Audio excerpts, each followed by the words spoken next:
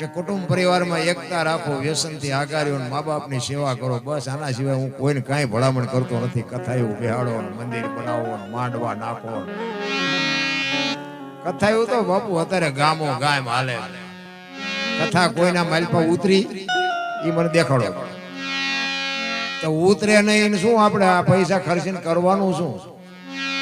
હે, એક રામ કથા આપણા ગામમાં બેહાડી હોય અને કથાનો વક્તા વાંચતા હોય અને રામ અને ભરતનો પ્રસંગ આવે અને ભાઈ ભાઈના પ્રેમનો જ્યારે પ્રસંગ આવે અને એ પ્રસંગ સાંભળ્યા પછી આપણા ઘરે જો ભાઈ ભાઈનો વિખવાદ હોય અને નાનો ભાઈ જો મોટા ભાઈને બથ ન ભરી લે તો બાપુ કથાનો કોઈ મતલબ નથી. નારાયણ હે, કથા સાંભળ્યા પછી જો દેરાણી જેઠાણીના વિખવાદ ન મટે, હાહુ વહુના વિખવાદ ન મટે તો કથામાં ફાયદો કોને? મંડપ વાળાને, સાઉન્ડ વાળાને, કલાકારને, સાજિંદાને, તમારા ખિસ્સા ખાલી થાય. હું તો ના પાડું છું.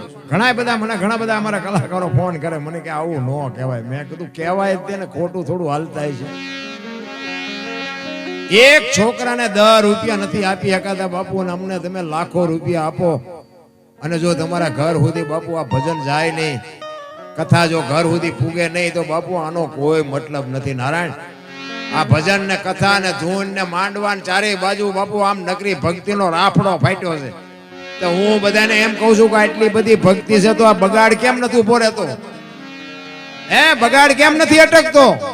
5 ગામ ભેગા બેહીને ધુમાડા બંધ જમે છે, લાખો રૂપિયા દાનમાં આપે છે.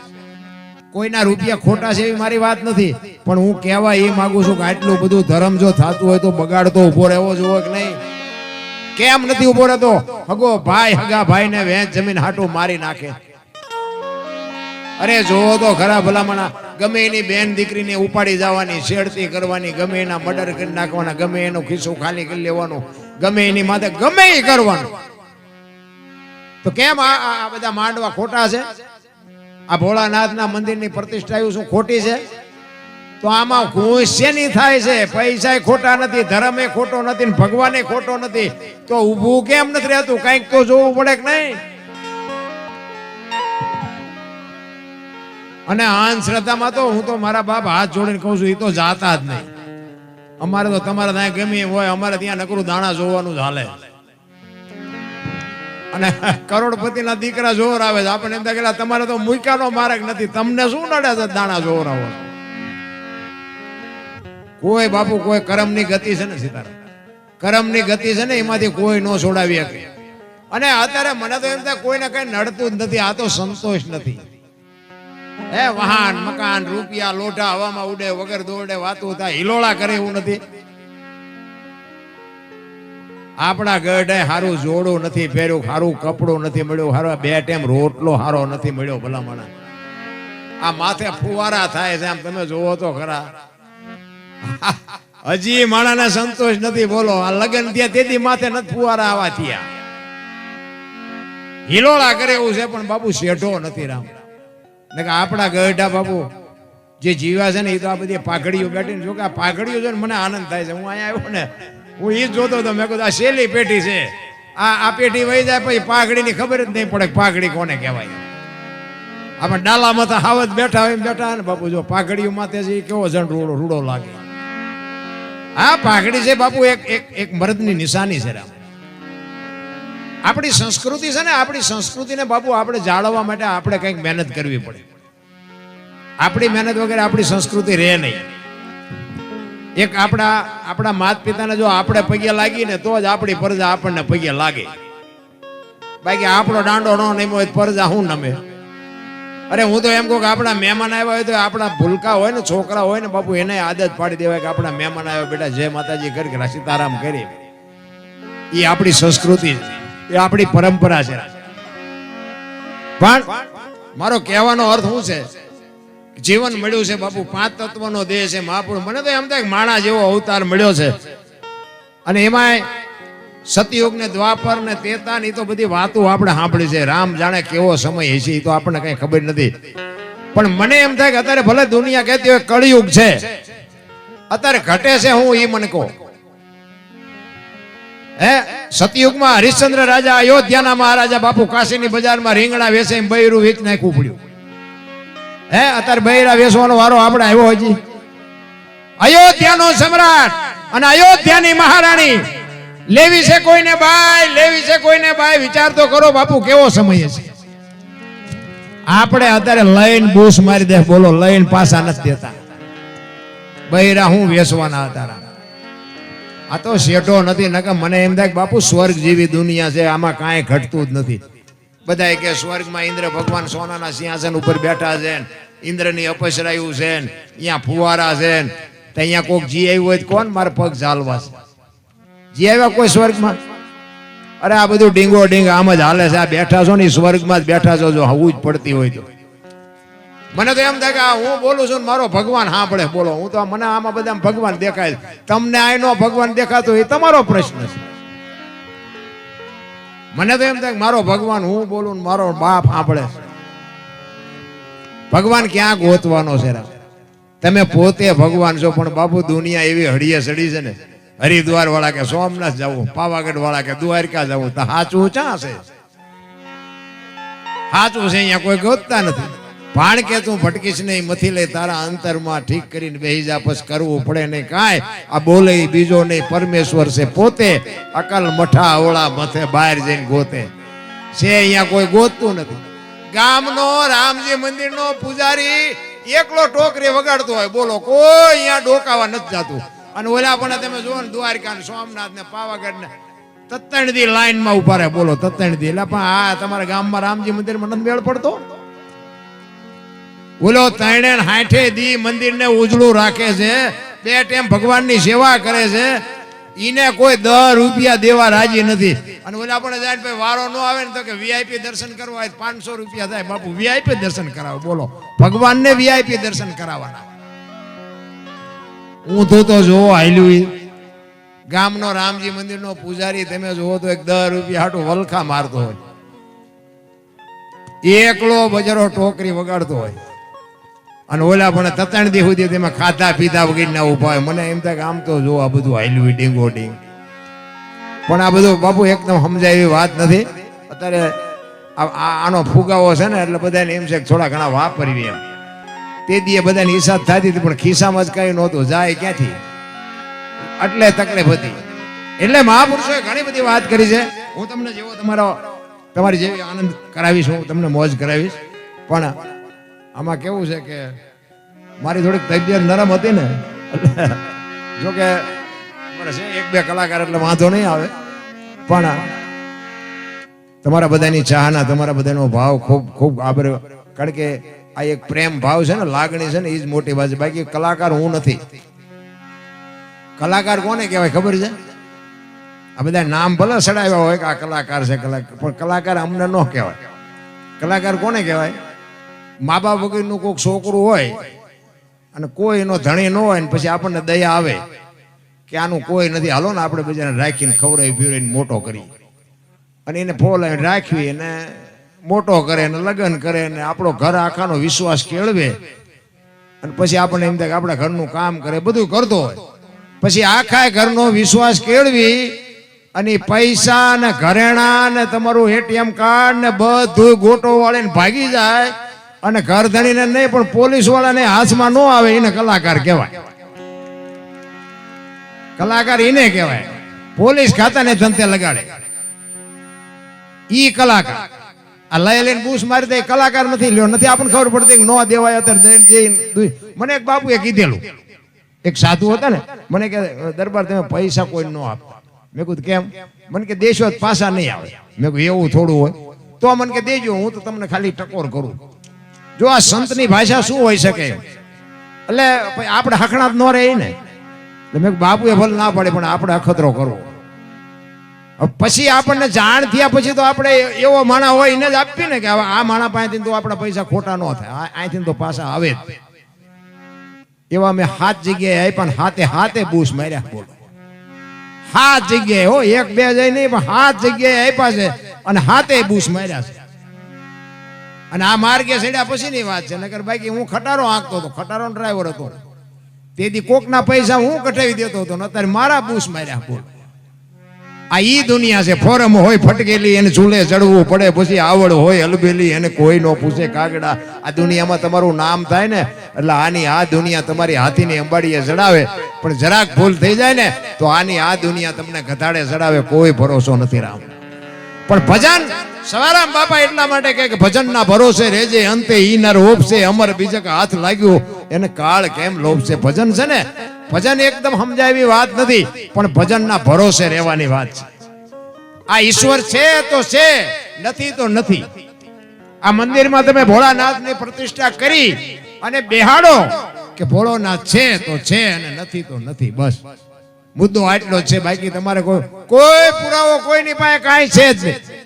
હું તમને એક જ વાત કરું કે ભોળાનાથની પ્રતિષ્ઠા કરી, આપણે શિવલિંગને બેહાડ્યું. એ હમણાં વાત કરતા મેં એક પત્રિકામાં વાંચ્યું કે એક દીકરી શિવલિંગ લઈને આવતી અને પાણી પીવા માટે એને ઘાસમાં બાપુ શિવલિંગને મૂકી અને પછી પાણી પીને આવ્યા પછી શિવલિંગ બાપુ ત્યાં સ્થિર થઈ ગયું. ઈ આ જળેશ્વર મહાદેવ. અને પછી ઘણો સમય એ કે અપૂજ રહ્યા પછી માલધારી ઢોર ચારતો હોય છે અને એને આ દેખાણું. ઘણી જગ્યાએ બાપુ, આ એક જગ્યાએ નહીં પણ મેં તો એવા ઘણા દાખલા જોયા છે કે માલધારીએ બાપુ આ શિવને કેટલી જગ્યાએ, અમારા વાંકાનેરની બાજુમાં જડેશ્વર મહાદેવ છે, અહીંયા બાપુ એ ભોળાનાથ ને માલધારીએ જ બાપુ અહીંયા જાગૃત કર્યું હતું કે એક ગાય અહીંયા વરી જતી હતી અને ગાયના ઘરધણી એમ કહેતા હતા ગોવાળને તું અમારી ગાયને દોઈ જા. ઓલો ભોળિયો ભગવાનનો માણા ઈ કે પણ હું તમારી ગાયને હું કામ ને દોઉં, મારે ઘણી ગાયું છે, મારે ઘણું દૂધ છે, હું તમારી ઈ કે પણ તો અમારી ગાય દૂધણીને એક ટીપું દૂધ ન હોય.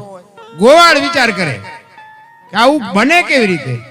અને ઈ ભોળિયાનાથના ઈ જયારે આમ ધણ વળ્યું ને ગામમાં એટલે ગાય આખી આમ જુદી પડી ગઈ. અને ઈ ભોળાનાથનું મંદિર હતું ને, ઈ જે શિવલિંગ હતી આમ કચરાની માલિકો, અને અહીંયા જઈને ગા ઊભી રહી ગઈ અને આખી ગા વરી જ અહીંયા. અને ગોવાળને નક્કી થયું કે આ કાંઈક છે. અને એ બાપુ અહીંયા જોયું ને, એ શિવલિંગ નીકળ્યું ને, એ જડેશ્વર મહાદેવ. અત્યારે તમે કોક દી અહીંયા જાઓ વાંકાનેરની બાજુમાં જડેશ્વર, એવું જોરદાર બાપુ. એ તેથી બાપુ એક માલધારીના દીકરા એ જાગૃત કર્યું છે.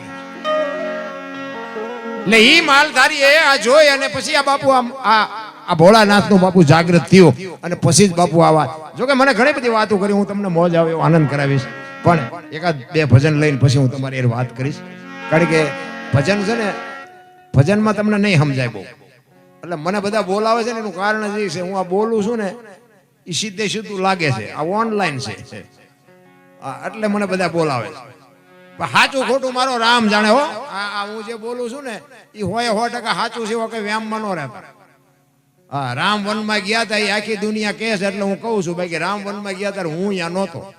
હા, ફોન બોન ન કરતા. હા, આ તો એના આધારે જીવવાની વાત છે ભાઈ. હા, રામ થઈ ગયા કે ન થયા હોય એ મારો રામ જાણે. કૃષ્ણ આવ્યો હોય કે ન આવ્યો હોય મારો રામ જાણે. બાકી આ બધા આનંદ કરે છે એટલે આપણે આનંદ કરવો. બાકી જય ભગવાન. બાકી મને એટલી ખબર પડે કે હું જ્યાં સુધી બોલું છું ને, હું જ્યાં ત્યાં બેઠો છું ત્યાં સુધી તમે આમાંથી ન જઈ શકો. એટલી બાપુ મારી વાણીમાં મારા ગુરુ મહારાજની બાપુ તાકાત છે. એ આપણી ગેરંટી છે. કહેવાનો મારો મિનિંગ વાણીની તાકાત. મારા ગુરુ મહારાજના કંઈક આશીર્વાદ, મારા મા બાપની કંઈક કૃપા, ને કે મારી કોઈ એવી હસ્તી નથી બાપુ. મેં તો નકરા ઝઘડા ને બાજવા સિવાય મેં ધંધો જ નથી કર્યો. ખટારાનો ડ્રાઈવર અને નકરું બાજવાનું જ કર્યું હતું. અમે 4 ભાઈ હતા, એમાં હું સૌથી નાનો હતો. મારા બાપાએ લાડ બહુ કરાવ્યા અને મને એમ હતું કે આપણા બળથી હાલે છે. એ તો અત્યારે ખબર પડી કે બાપાની આબરૂને લઈને હાલતું હતું. હા, આમાં પાછું બધું ઘણા ફળ ના બીજાના નામના વેચાતા હોય, પણ નકરા માર્યા છે એવું નથી હો. મેં મારે ધરીને ખાતો છે. હા, આપણે નકરા કે માર્યા છે એવું છે, મારે ખાવો પડે તો જ ખબર પડે ને કે મારમાં જેવી ભી પડે. અનુભવ તો બધા હોવા જોઈએ. એટલે તમે કોઈ અનુભવ ન કરતા. અને કારણ કે હવે છે ને સમય ભણવાનો છે, બાજવાનો નથી. ભણી ગણીને બાપુ એજ્યુકેટર થાવ. તમારો દીકરો ડીએસપી હોય, તમારો દીકરો એએસઆઈ હોય, તમારો દીકરો બાપુ કલેક્ટર હોય ને તો દુનિયા તમારી પાસે આવીને તમારી વાંહે ફરશે. બાકી તમારો દીકરો કોઈનું મર્ડર કરીને જેલમાં જશે ને તો તમારી કોઈ ખબર લેવા નહીં આવે.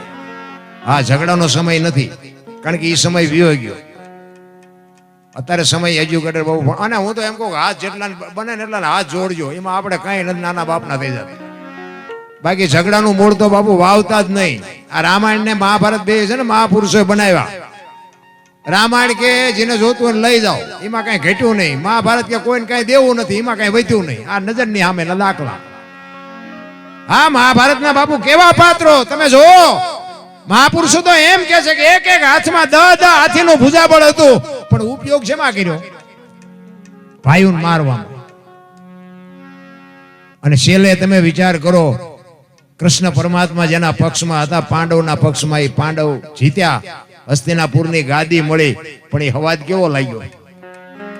એ કે હાલો હવે હેમાળે હાડ ગાળો. બાપુ હસ્તિનાપુરની ગાદી એમને નો હંગરા. એક ધર્મરાજા જેવો ધર્મરાજા પોતાના હકને લડવા માટે પોતાનો પ્રાણ ખોયા પછી આ 5 ફૂટ એને જગ્યા ન મળી. બાપુ શું કર્મની ગતિ છે? હિમાલય હાડ ગાળવા જવું પડ્યું ધર્મરાજાને. તમારી મારી શું ઓકાત છે? ઝઘડામાં બાપુ મારો તોય ફાયદો નથી, માર ખાવ તોય ફાયદો નથી. જેટલું થાય એટલું જાતું કરી દો. મારો નાથ તાણે ઘણું કરીને તમને આપશે. હું તો એ જ મતનો માણા. કારણ કે અમુક અત્યારે અમને જરાક મોઢામાં લાકડા ઘાલીને બોલાવે, પણ છતાંય અમારે આમ બાપુ વજન રાખવો પડે કે બેટા તમે થોડાક મોડા ભેગા થયા, નકર 4 નો હિસાબ કરી નાખ્યો હોય. આ સુધર્યા પછી દુનિયા લોહી પીવે છે. ઝઘડાનું બાપુ કોઈ મતલબ જ નથી. અને બે કોરથી ખંખેરે. અત્યારે તમે ગમે આ ઝઘડો થાય ને, આ કોર્ટ કયો કે પોલીસ ખાતું કયો કે જે કયો એ બાપુ બે કોરથી ખંખેરે. કોઈ ક્યાંય ન્યાય મળે એવું છે જ નહીં. હું તો જાહેરમાં કહું છું. એના કરતા ઈ સાહેબ કરવા જાવું, પૈસા દઈને ઈ કરવું, એના કરતા આપણે અહીંયા હાથ જોડીને છૂટા થઈ જાય શું વાંધો? કઈ કરવા જેવું નથી. રામ મા બાપની સેવા કરો બાપુ. મા બાપના આશીર્વાદ તમને ટોચે પોગાડી દે. રામ અરે હું તો એમ કહું કે તમે આ દુનિયામાં બહાર જાઓ ને, તમારી માં ને તમારા બાપ ને પગે લાગીને જાઓ ને, આખી દુનિયામાં ક્યાંય પગે ન લાગવું પડે. આપણી ગેરંટી ભલામણા. અરે હું તો અહીંયા સુધીની વાત કરું કે તમે કદાચ મા બાપ ને પગે ન લાગો તો કાંઈ નહીં, પણ તમારા હાટું થઈને તમારા મા બાપ ને બીજાની પાસે પગે લાગવા ન જવું પડે એવો ધંધો ન કરતા. મારા બાપ તો હોય મારો નાથ રાજી થાય. બસ માન બાપના આશીર્વાદ મેળવી લ્યો. જગતમાં બાપુ કાંઈ કરવું જ. મેં સારું કામ કર્યું જ નથી. આ મારા અનુભવ છે એટલે હું તમને ચેલેન્જ થી કહું છું. આપણે કોઈ દી સીતારામે નથી કર્યા, મંદિરે નથી ગયો, કઈ કોઈને દીધું જ નથી. કોઈ માગણે મારી બજારમાં ન આવે. પણ મેં જીવનમાં એક જ કામ કર્યું, મારી માને મારા બાપને બેને હાચવા ને, એમાં અત્યારે બાપુ મારો મેળ પડી. મા બાપ જેવા ભગવાન બાપુ આ દુનિયામાં છે ને કોઈ ગોતતાય નહીં અને જડે નહીં. અને જડે તો મને ફોન કરજો. કાંઈ ભગવાન છે, ખોટી વાત ક્યાંય છે જ નહીં. વિશ્વવ્યાપક નિરંજન નિરાકાર છે, આપણા જેવો છે જ નહીં. ભગવાન બાપુ એમ મળે જ નહીં. ખોટી વાત. કોઈ કહેતું હોય તો બધી ડીંગોળ. મારે તો ઘણા ફોન આવે, આનું શું બાપુ, આનું શું. એટલે હું તો એમ કહું તમારા ગુરુ મહારાજ છે તો કે હા. મેં એમને પૂછજો મારું હું લોહી પીવો છું તો શું કંઠિયું બંધાવી રખડો છો? ચેલાને કાંઈ જોતું નથી, ગુરુને કાંઈ દેવું નથી, આવ્યા નથી, ગાળિયા નાખ્યા નથી. એમ નથી રામ. ભજનના માર્ગે હાલતા થઈ જાઓ. જેથી સમય પાકે તેથી આંગળી પકડનારો ક્યાંક જડી જાય. સંતની ભૂમિ છે. એમ નામ બાપુ કોઈ ગાણા નથી ગાતું. એટલે જ મહાપુરુષો કે છે. શું કે છે? એ જી નથી મફતમાં, એ જી મળતા એના તો મૂલ ચૂકવવા પડતા સંતને. સંતપણા